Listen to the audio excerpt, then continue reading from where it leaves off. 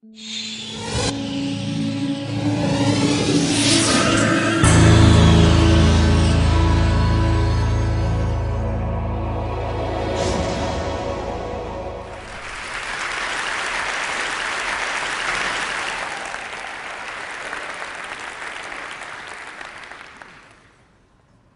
was discovered 1981, the virus 1983.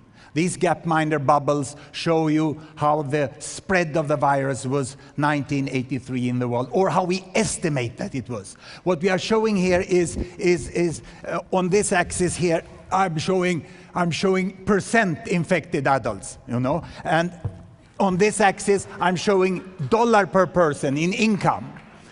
And the size of these bubbles, the size of the bubbles here, that shows how many are infected in each country. And the color is the continent.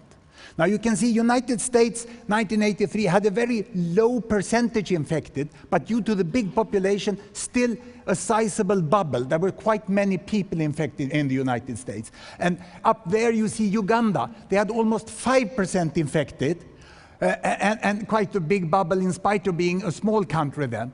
And they were probably the most infected country in the world. Now, what has happened?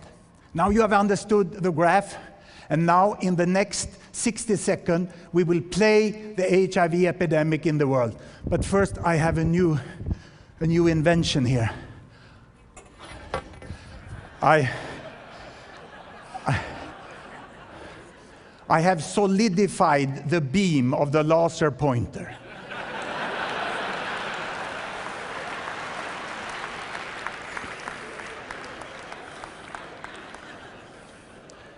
So, ready, steady, go.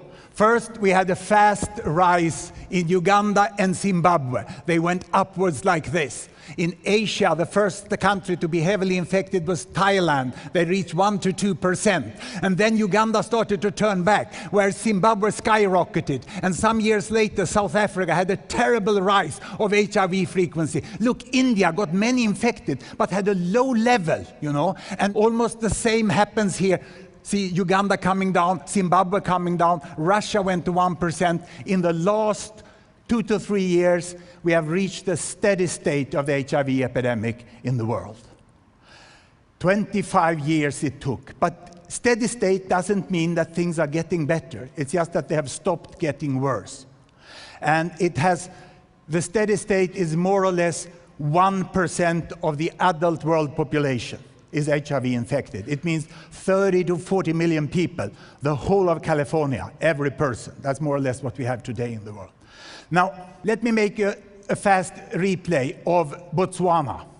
Botswana, upper middle income country in southern Africa, democratic government, good economy, and this is what happened there. They started low, they skyrocketed, they peaked up there in 2003, and now they are down. But they are falling only slowly, because in Botswana, with good economy and governance, they can manage to treat people.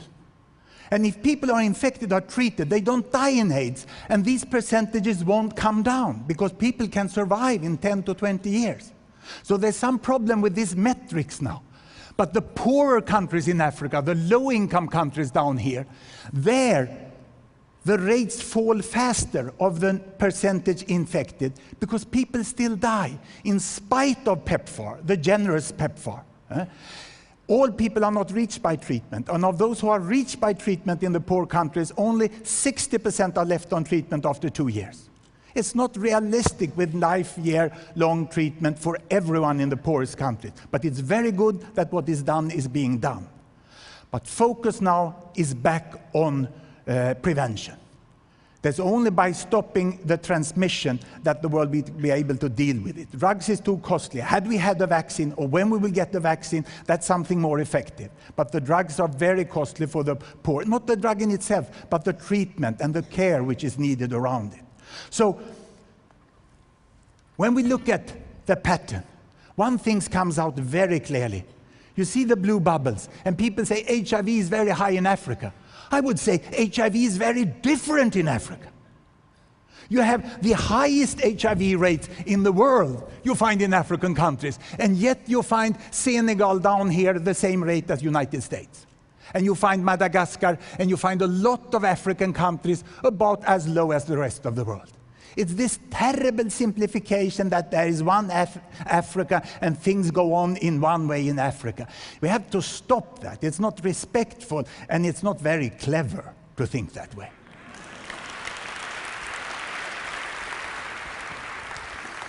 I had the fortune to live and work for a time in the United States. I found out that Salt Lake City and San Francisco were different. And so it is in Africa. It's a lot of difference. So why is it so high? Is it war? No, it's not. Look here, war-torn Congo is down there, 2, 3, 4%. And this is peaceful Zambia, neighboring country, 15%. And there's good studies of the refugees coming out of Congo. They have 2, 3% infected, and peaceful Zambia much higher. There's now studies clearly showing that the wars are terrible, that rapes are terrible. This is not the driving force for the high levels in Africa. So is it poverty? Well, if you look at the macro level, it seems more money, more HIV. But that's very simplistic. So let's go down and look at Tanzania. I will split Tanzania in 5 income groups, from the highest income to the lowest income. And here we go. The ones with the highest income, the better off, I wouldn't say rich, they have higher HIV. The difference goes from 11% down to 4%. And it's even bigger among women. There's a lot of things that we thought that now good research done by African institutions and researchers together with the international show that that's not the case.